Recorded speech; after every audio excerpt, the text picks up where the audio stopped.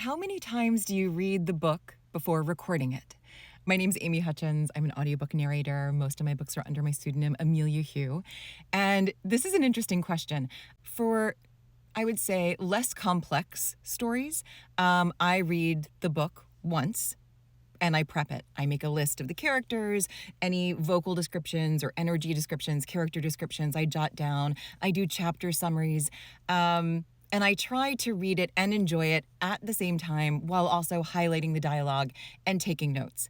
Now, if it's a complex book or a huge series, if it's a fantasy, if there are lots of characters, lots of unique words and names, and I'm constantly writing down a new character, another word, another name, and it's really complex, I pause the prepping and I read the book for enjoyment. I want to learn, like, what are the reveals?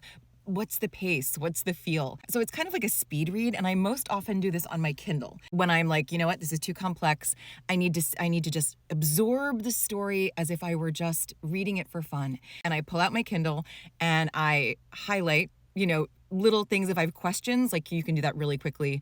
In Kindle, you can just like make a little note. But other than that, I just like read. I speed read for fun. And then I go back and I go through the arduous task of highlighting the lines. And I do like doing different colors. It helps me clue in on who the characters are, making a list of all the pronunciations. And if it's something where I have a co-narrator and we share characters, I have to be even more diligent about my note-taking and my ideas for casting these characters, what their voices sound like. I have to take even better notes because I'm going to share notes and ideas with my co-narrator. So yeah, it's a tricky question. How many times do I read the book before recording it? I aim for once, but many times it turns out to be twice. I read the book twice because, it's not fun.